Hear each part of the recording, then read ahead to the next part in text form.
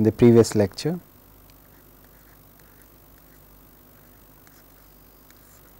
Was I gave you our final example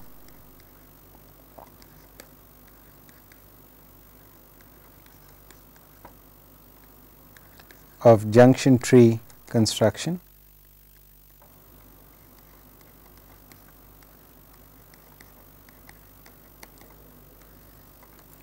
Then I moved on to the topic of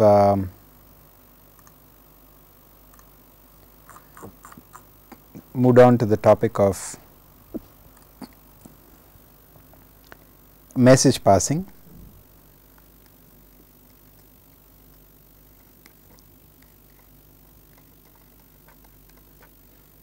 Because that's our next step in solving the MPF problem. And in the last lecture I gave you a formula for message passing, and then we looked at an example relating to decoding of the 742 code decoding.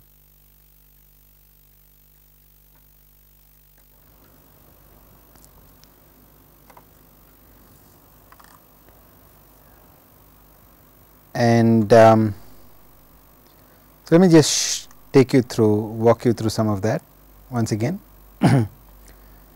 So the first part of the lecture had to do with the example of junction tree construction, and that was concluded here. Then I gave you a formula for message passing, okay. and we applied it to the 742 code, and we pass messages on the 742 code as shown here, and eventually we ended up now also I introduced another notion, that is that of a schedule. So you pass messages in accordance with some schedule, and the schedule is a function of how many objective functions you want to compute.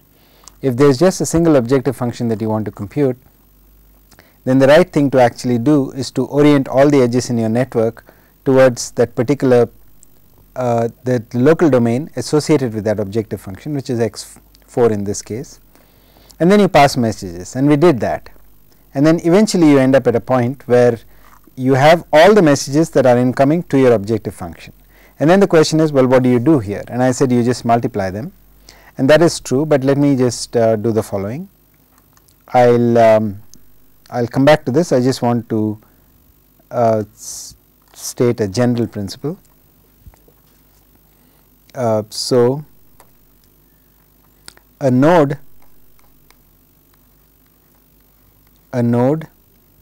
is ready to compute its objective function once it has received messages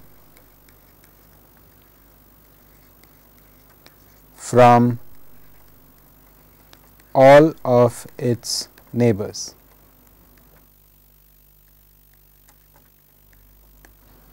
Okay. So in the general situation, there would be a node here, let us say XSI, and there will be messages coming from all of its neighbors, and there will also be its local kernel. So alpha I XSI, and these are all the mu ki's that are actually coming in. These are all the messages mu ki that are coming in from the other nodes, and then all that it needs to do is simply to multiply all of them. Okay. At this stage,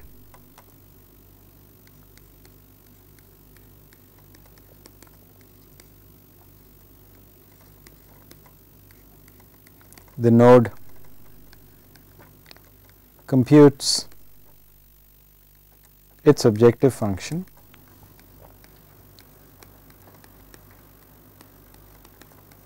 function simply by computing the product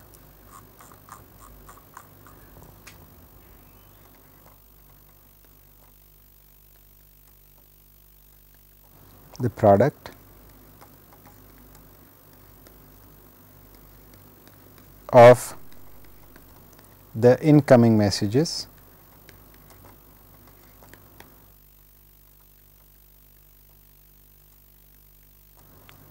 and the local kernel. Okay. So, in other words, beta j of x j is alpha j of x, I should say x s j, sorry,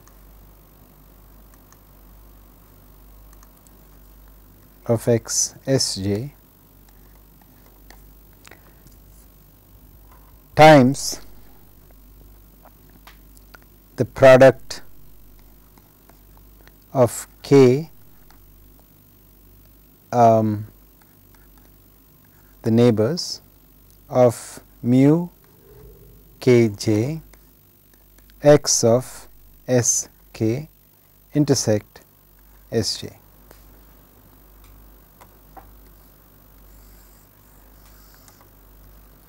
So, the objective function is simply equivalent to just a product computation. You take all the incoming messages, multiply them, and this.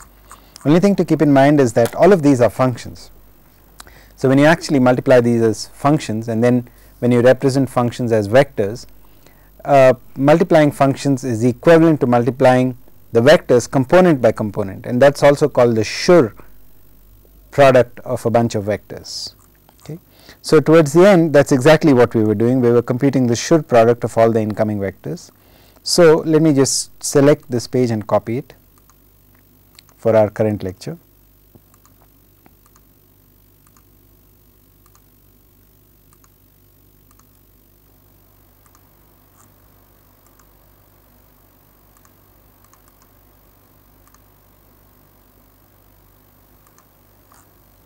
Okay, so we have this. So, you can see here what I meant, because the incoming messages are 2 theta 1 plus theta squared from each of these nodes.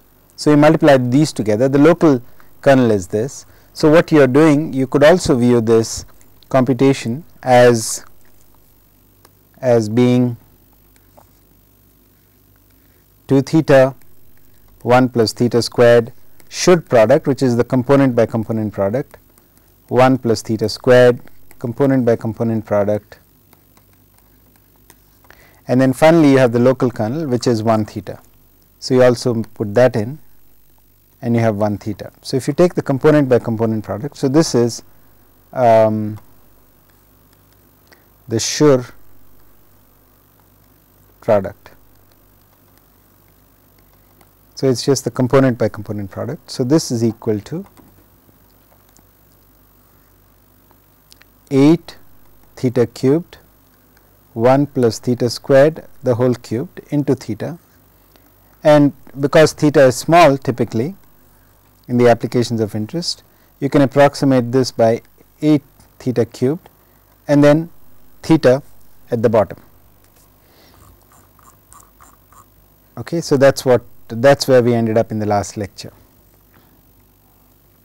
Now, remember that your objective function was really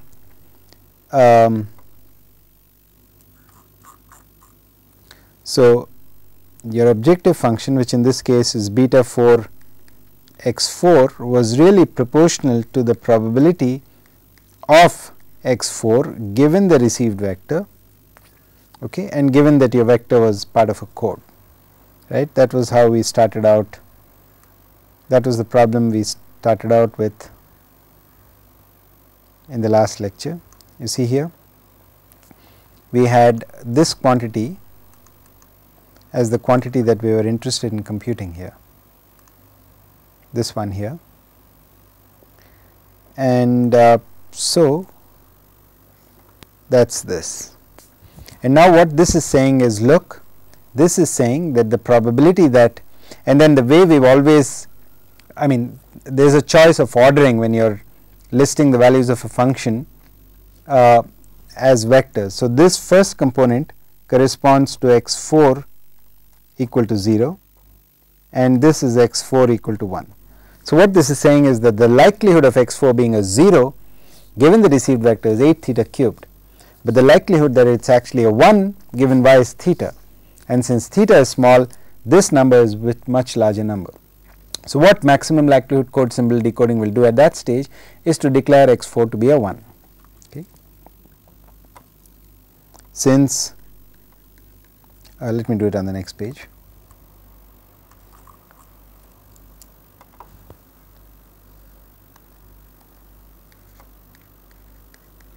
Since theta is much smaller than 1 typically,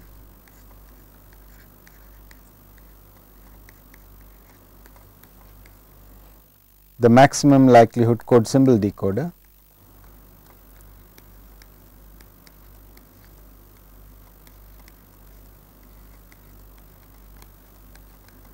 will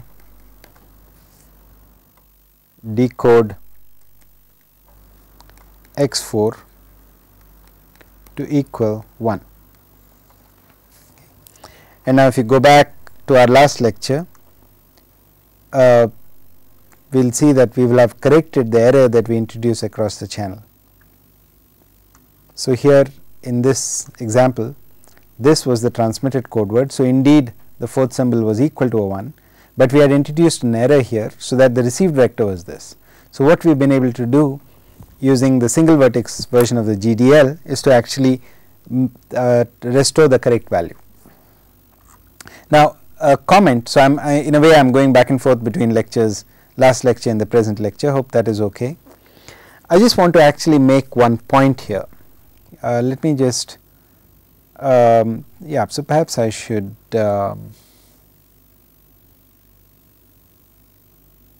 so let me just make that point with respect to this figure here. Again, this is from your this is the 12th slide from your last lecture, lecture 26. The question is, well, what is the justification for what you are doing? I mean, you are telling us some steps, you are passing some messages, but what is the justification? The justification is simply this, that the objective function that you wish to actually compute, which is this one here, is here. If you look at it, you will see that what you want to compute is the product of all the local kernels, okay, and then followed by marginalization, which means you want to get rid of the variables that are not of interest in some sense, which in this case are x1, x2, x3 and then x5, x6, x7. The only thing the GDL is saying, well, I understand that is what you want to do, and then but I am trying to be a little clever in terms of when I marginalize, because node 1 looks and says, look, I have information about node 1 and it passes this here. This node looks at node 4 and says, look, I have information concerning x1, but that is of no interest to this. The brute force way of doing the computation would be to collect all the local kernels, have them passed, and then do the marginalization finally and only finally at the objective node. But the smart thing to do is to do the marginalization wherever possible, because then it reduces the overhead in terms of both computation as well as how much of message you pass, because the message that is passed across here is a function of a smaller number of variables. Okay, and also your computations will actually therefore be simpler, because when you are multiplying, you are involving a smaller set of variables. So, that is the reason why that is exactly what GDL does. So, that also at the same time justifies the procedure. Okay. It tells you that nothing much is really going on. The key property that you are using is that of the GDL. Now, for example, supposing instead of actually trying to compute the objective function at node 4, I was trying to compute the objective function at node 6, let us say, then I would orient all my edges towards node 6. And then here what would happen is that I would marginalize with respect to x1, because this node looks across this gap and says, I have information which is a function of x1, x2, x4, but on the other side I see only x4. So, I am going to marginalize with respect to x1, x2. Now, the question might arise in your mind, well, if you got rid of all the information of x1, x2, how do you know that it is not going to pop up somewhere here? What if a node here or a node here has information about x1 and x2? Am I not in trouble? But that is the beauty of a junction tree, because if x1 is present here and not present here and present somewhere else, then it has to be present along all the nodes along the unique path joining these two nodes. So, the very fact that x1 is here and x1 is not here, once you see that, you can rest assured that x1 will not appear in this part of the tree. So, that is what justifies your marginalization at this stage. Okay. So, that is another point. Okay. Now, the next question is, well, okay, so now we have justified how a maximum likelihood code symbol decoding is achieved.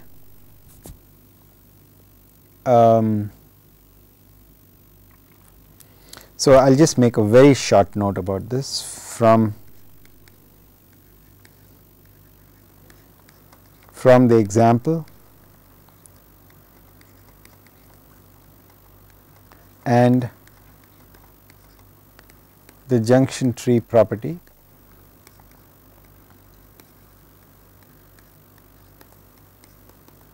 It is apparent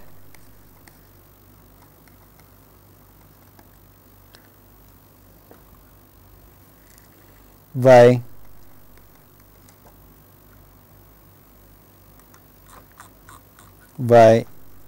marginalization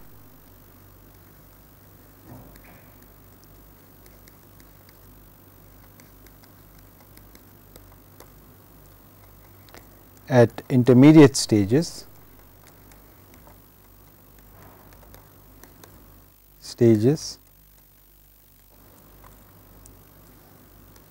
of message passing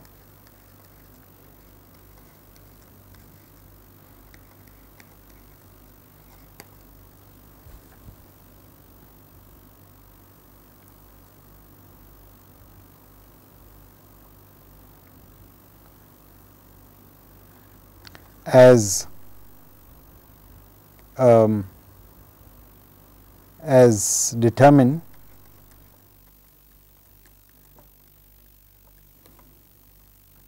by the GDL is justified.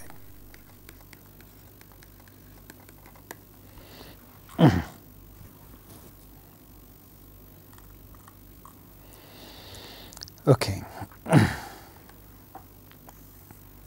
Now, I want to actually repeat the same example that we did here, with the difference that I want to consider, in place of maximum likelihood code symbol decoding, I would like to actually carry out maximum likelihood code word decoding. Okay. We take the same code, but now I am interested in maximum likelihood code word decoding. So, the question is, what changes would be required in order to enable us to do that? And so, as I pointed out, what you could do is, you could the only change that is really required is that instead of the sum product, the summation sign here, you would carry out marginalization using the maximum operator. Okay. So, let us just copy this page onto the current lecture.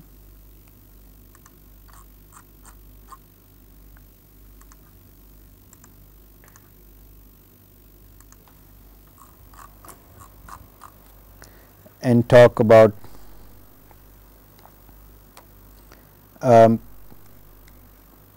maximum likelihood code word decoding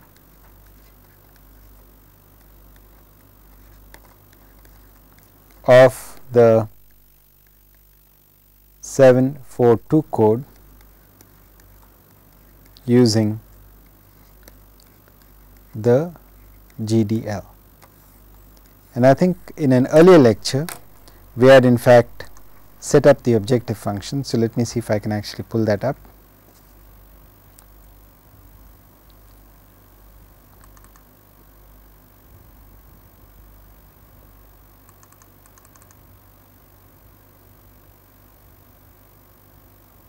here we go. So, in our 23rd lecture, we had as an example this linear code, and our interest was in maximum likelihood code word decoding of this particular block code.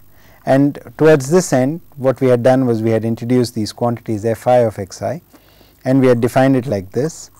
And if you break this up, it turns out to end up with an expression like this. So, you end up with this objective function. Okay. So, let us copy this page as well onto our current lecture.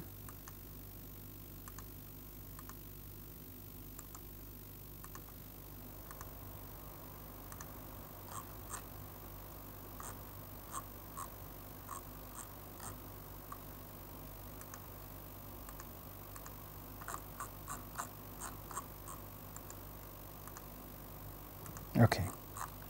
So, for the same code we now have this. So, I guess I can actually with this, this is here for just comparison purposes, so to speak.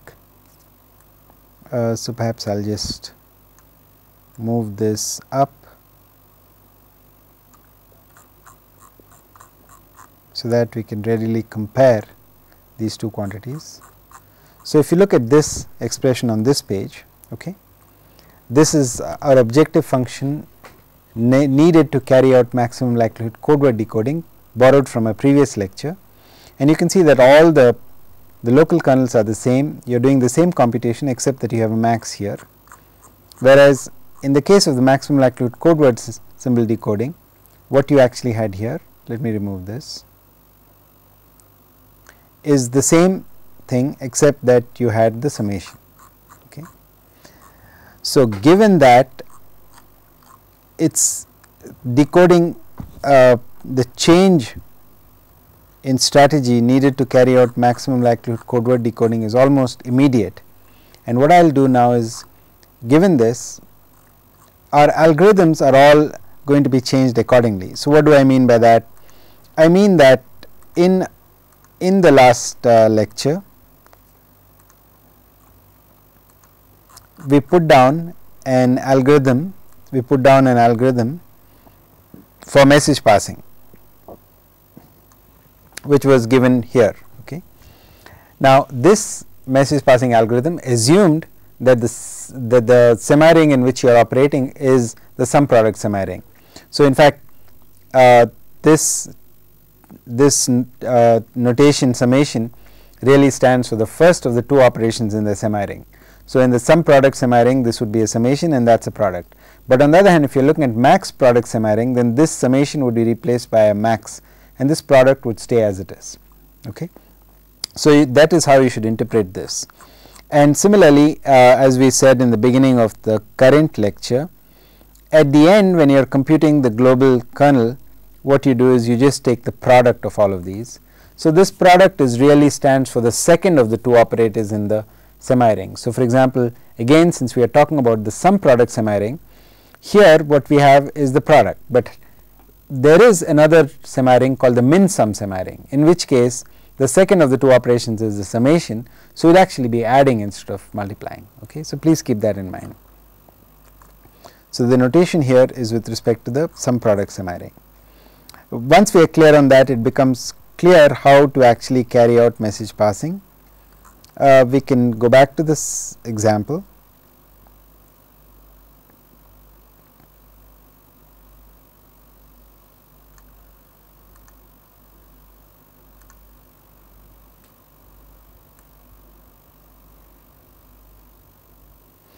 Let us go back to this example and carry on from there.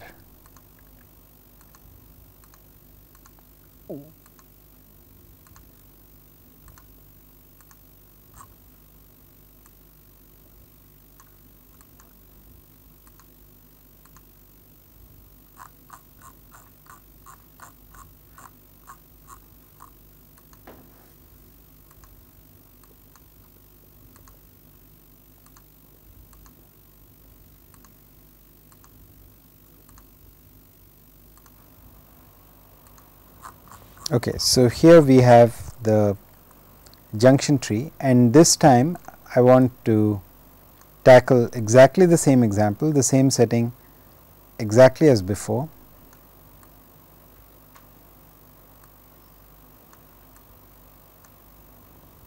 And see what difference comes about since we are employing the max product thing. So, the first thing that is clear is that your initial messages are all the same. So, I can actually restore them, I guess. I did not need to delete them since the initial messages are all the same.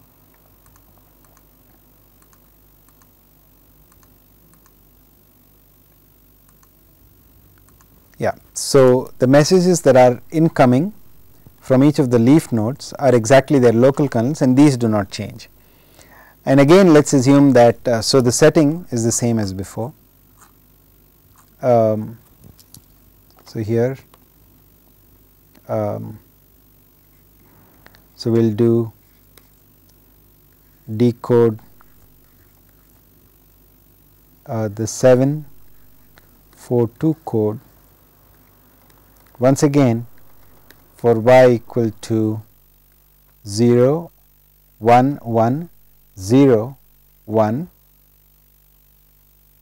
6 7. Okay, so we had remember we had introduced an error in the fourth symbol, so we will just still carry that over. So, for the same example with the same notation as earlier, the initial wave of messages is the same coming in from the leaf nodes, and the first marginalization that is carried out is actually here. So, the question is, what is the marginalization that you would carry out between these two nodes? In the sum product summaring, you would sum over variables x1 and x2. Here you would actually take the max. Okay. So, what you are going to do is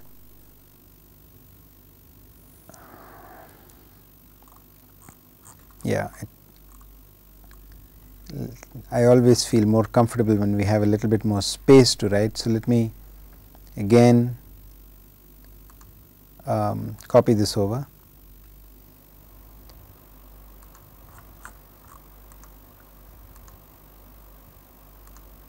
Okay. So, here we want to focus on the computation indicated by this red line over here. So, I am going to delete some of this other stuff which we do not need.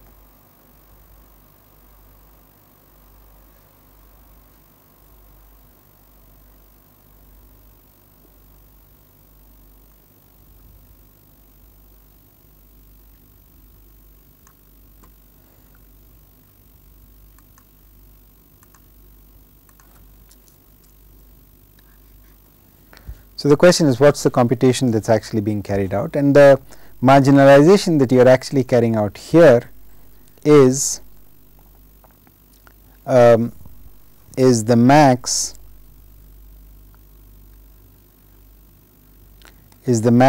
over x1 x2 of p of y1 x1 p of y2 x2 times chi 1 to 4 of x1 x2 x4, and this is our function g of x4. So, exactly like we had last time, we had the summation. So, that means if x4 is 0, then this is going to force that x1 plus x1 agree with x2. And so, when you take the max, what you are going to do is you are going to take the max. So, here for example, you will multiply 1 with theta 1 by theta and take the max of these. Okay. So, here what that would mean is that remember these quantities in vector format are 1 theta 1 and theta 1. So, you are going to multiply these component by component and then you are going to take the max. Now, x4 here dictates that if x4 is 0, it dictates that if x1 is 0, x2 is 0. So, then you would multiply 1 and theta and 1 and take the max. If x4 on the other hand is a 1, when x1 is a 0, x2 is a 1. So, when this is a 1, that is a 1, when this is a theta, this is a theta. So, you take the max of that. So, you will actually end up taking, in this case, the max of, so g of 0 therefore is the max between 1 times theta and theta times 1, which is theta. G of 1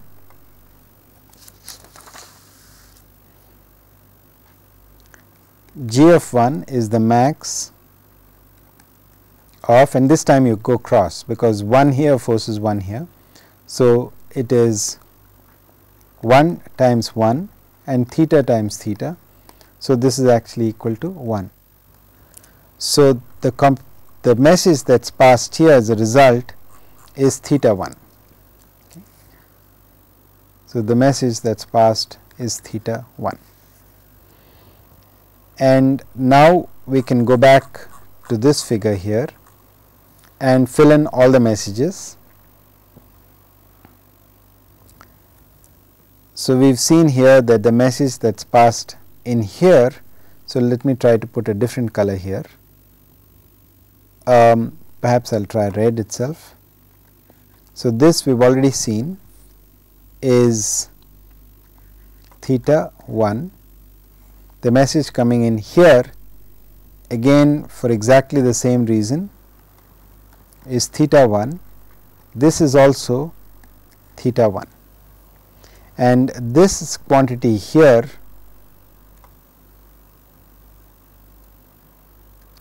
is the local kernel.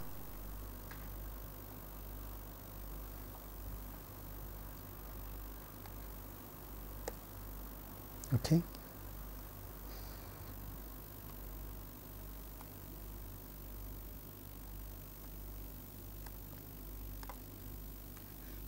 So, this is the local kernel, and you are going to take the product of all of these. So, at the end what you are going to be left with is the following computation. You have x 4, and from 1 to 4, 3, 4, 6 and 4, 5, 7. All of the incoming messages are the same and correspond to theta 1.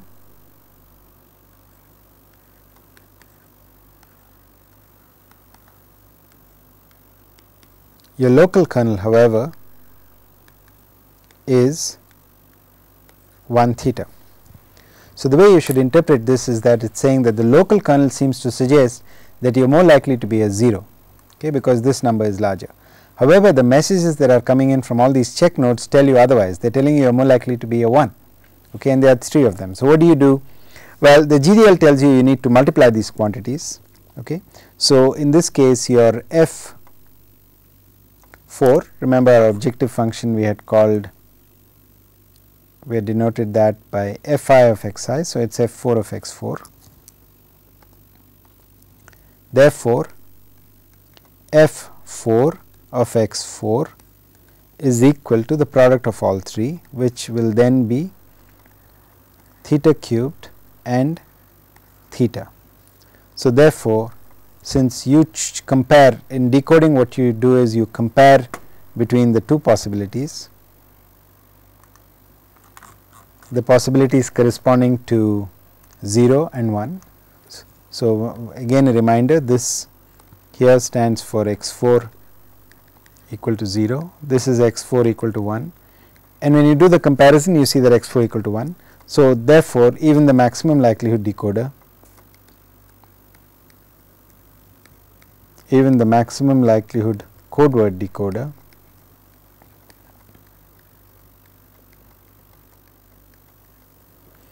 decodes x 4 equal to 1. So, in both cases you end up correcting the error. Now, the other question you might have in your mind is, well, okay, you told me how to decode x4 on this graph, but what if I wanted to decode all the others? Well, there is no difference fundamentally, because a node is ready to compute its objective function when it has received information from all its neighboring nodes. So you can work out whatever schedule you want. So for example, here we pass messages inwards and we are able to compute the objective function at x4. Supposing you wanted to compute objective functions at all of 1, 2, 3, 4, 5, 6, 7 nodes. What you could do is you could pass messages in an inward and outward schedule, where the messages first come in from the outside and then go back out.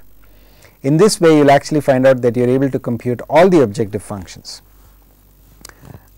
More generally, you could set up a schedule of message passing and ask yourself the question, am I ready to compute my objective functions? Have I received the messages? Have I received messages from my neighbors, and so on, the correct messages from neighbors.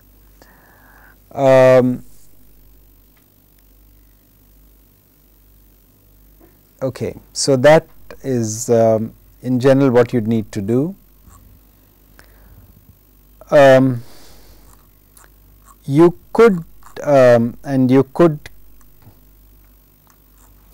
keep track of in a sequential message passing procedure. So perhaps I should do this. Let us go back to lecture 26.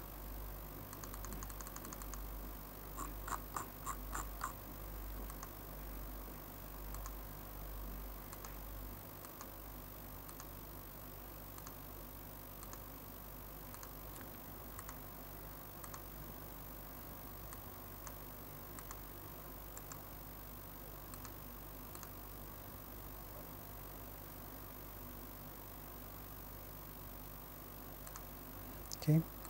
So here in general, if you wanted to know when is it exactly that a node is ready to compute its objective function, what you could actually see is what in an inward outward schedule. So let us say that you first pass all messages inward like this.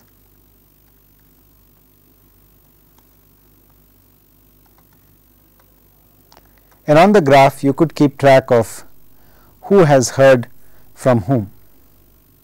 So let me get rid of this red here. So initially it is true that every node knows its own local kernel. So this knows this has knowledge pertaining to 1, this has knowledge pertaining to 2, and so on. But after these messages have been passed, so we can keep track of who has what messages. So perhaps I should put down in red again. So this knows all information pertaining to 1 and to 2. Once these messages have been passed, this has all the information pertaining to 1, 2, and of course 1, 2, 4. Okay. So it knows 1, 2, and 1, 2, 4. Likewise, this knows 3, 6, and 3, 4, 6, because 3, 4, 6 is a node by itself. Similarly, this knows 4, 5, and 4, 5, 7. Now, once these nodes have had a chance to pass on their information to 4, okay, then 4 has information from everywhere, and that is when it is ready to compute its objective function. Now, so that is exactly what we did just now. But supposing at this stage we were actually to pass messages in the backward direction. Okay. So let us say that my next step is to pass a message like this, a message like this, and a message like this. And you see that I am able to pass a message in whichever direction I choose, because I have heard from all my neighbors. So I am in a position to pass messages in these directions. Now at that stage I have all the information, therefore I am able to pass all the information to these nodes. So on the backward wave, every node, as soon as it hears receives the message, it has complete knowledge. Okay. this has already heard from 2, this hears from everything else to which it is connected.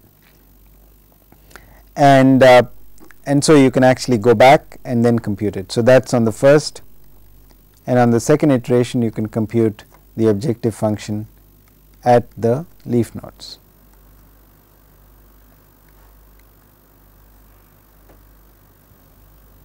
All right. So you can find out more details about this schedule from the paper, which is our reference. For more details on the scheduling,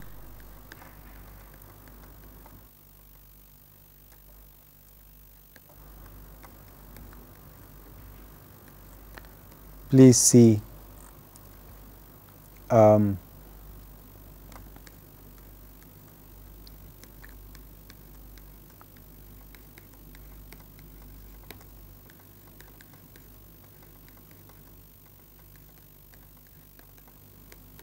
the generalized distributive law by S. M. Ajee and R. J. McAleese,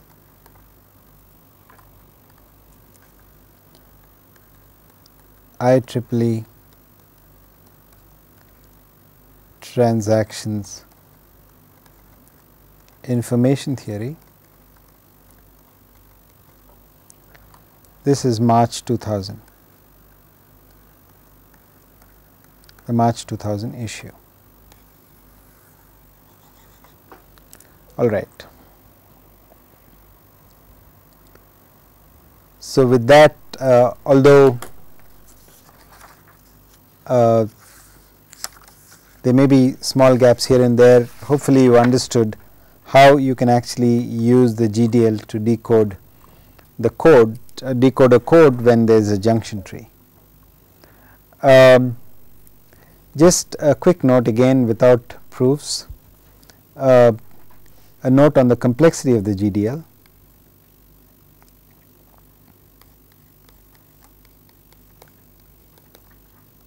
Of implementing the GDL.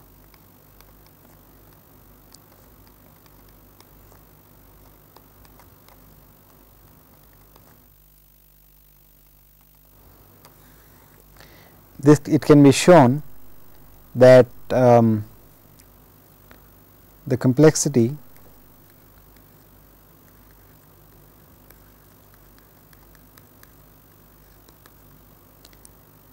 for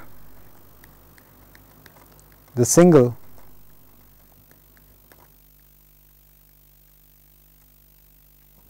vertex implementation of the GDL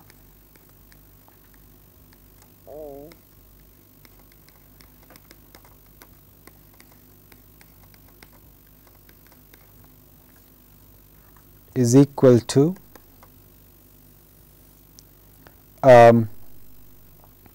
the sum over all edges Eij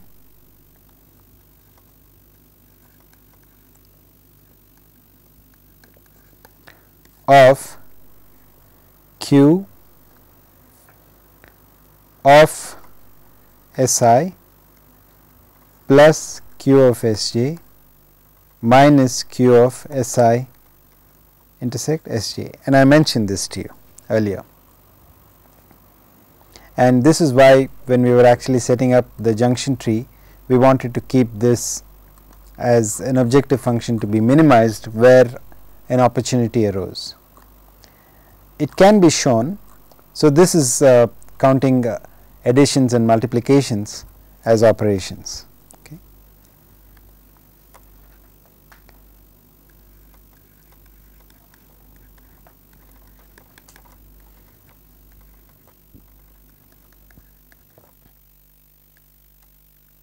Again, I use the term addition and multiplications, but these really are a reference to the two operations in the semi-ring, which in the sum product semi-ring turns out to be additions and multiplications. It turns out that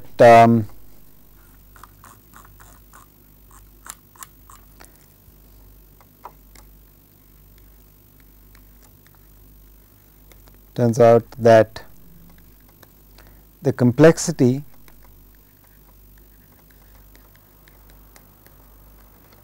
involved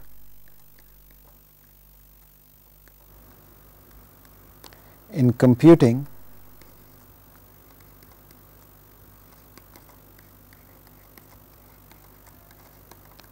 the objective function at all nodes is bounded above by 4 times the single vertex complexity.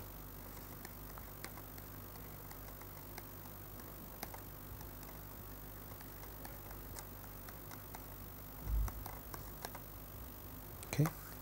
So it tells you, it gives you a reasonable handle on how many operations are required to implement the GDL. Again, for the proof you can actually consult the paper. I think it will take us more time than we really have to actually go through the proof. So, I somewhat ambitiously put down the title of our lecture as the GDL approach to decoding convolutional codes. So, let us move on to consider convolutional codes next.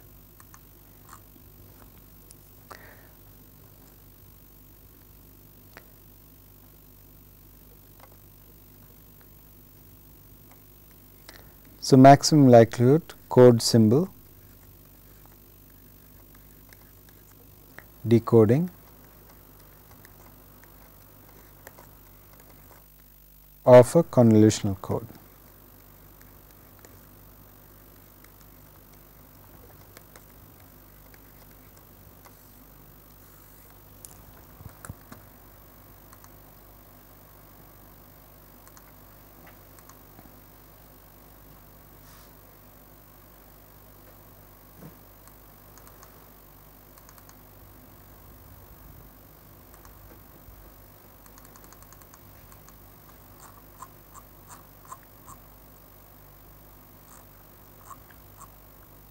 And we did actually introduce convolutional codes in the context of the MPF problem in lectures 23 and also 24. So, let me go to 24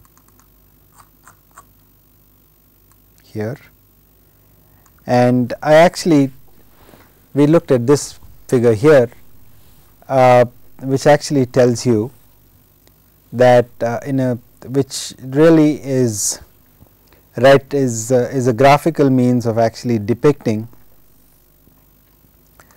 the factorization of the joint probability function of the message symbols, the output symbols, and the states of the convolutional code. Okay.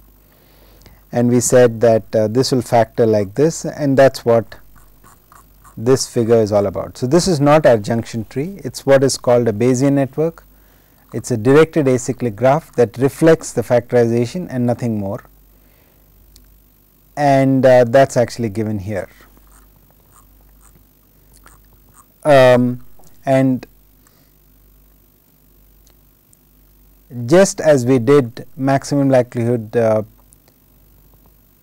code word decoding of the 742 code, you can also pose maximum likelihood code word decoding of the convolutional code in a similar fashion by introducing objective functions such as these, and if you work through it you will actually get this.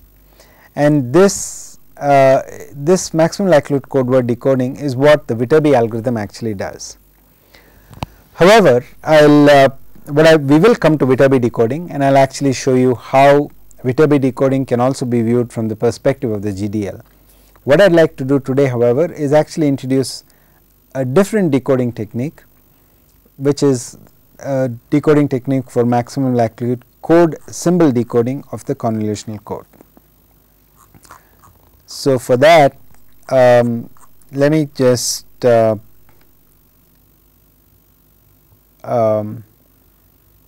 I think it is easier perhaps to just write it out again simply. So, our interest here is in actually but I should clarify that We will do this by example, and the example will be the same one that we considered earlier, namely this convolutional code. What do I mean by this? Well, it is sufficiently general, except that just to keep things manageable, I have restricted my attention to 4 message symbols here, okay, a short, in some sense a short length convolutional code. So, we will restrict attention to this. So, perhaps I should reproduce this.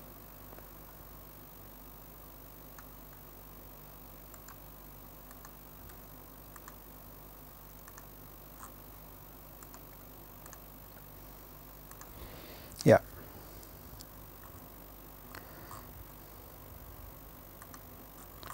So, let me say we consider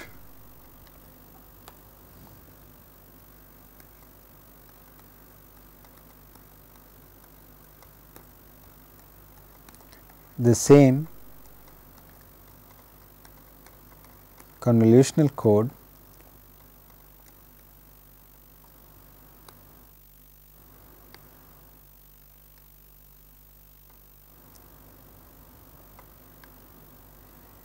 I think I am writing too close to the edge of the paper. We consider the same convolutional code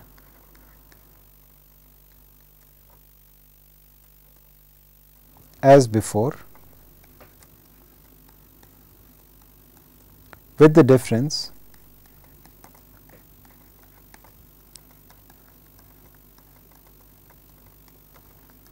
that we are now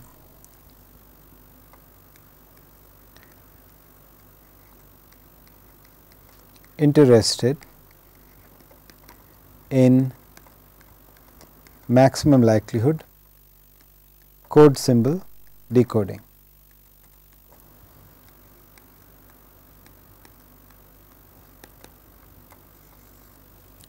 So, that leads us to an expression that is P of UK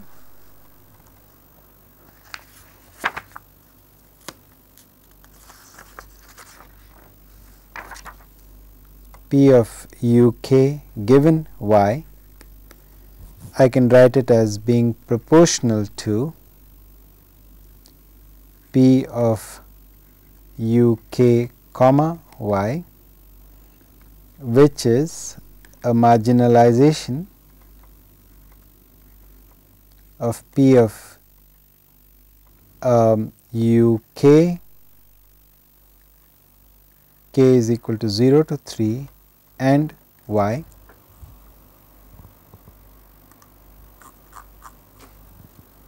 which is a marginalization with respect to UK of, and a further marginalization over the entire state space of the code of P of SK, the state sequence going from k is equal to 0 to 3, UK, there are 4 states, excuse me.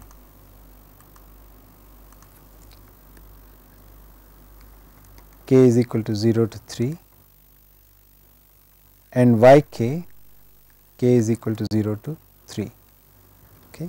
So, this corresponds exactly to our convolutional code here, where there are these message symbols. This is the state sequence. You start from state 0, end up in state S4, and these are your corresponding received symbols.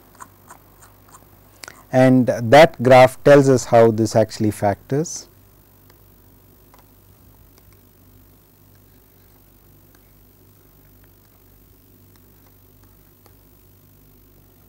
So, you have probability of S0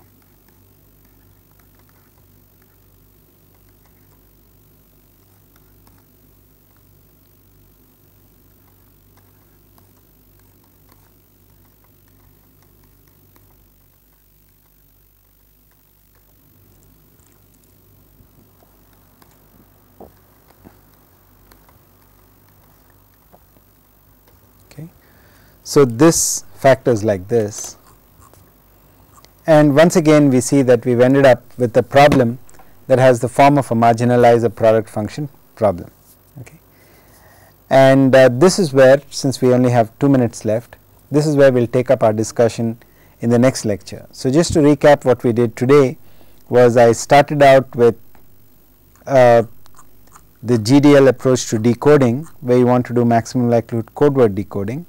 To begin with, I just made a couple of notes. I explained that how would a node under the GDL compute its objective function, and we completed our discussion of maximum likelihood code symbol decoding. Before moving on to maximum likelihood code word decoding, we made the observation that you simply replace the summation operator by the max operator, and we carried out decoding. So, that was quite straightforward. And then towards the end, we started discussing decoding of the convolutional code. There was also a short note on the complexity of the GDL. Okay. All right. So, thank you. We will see you next time.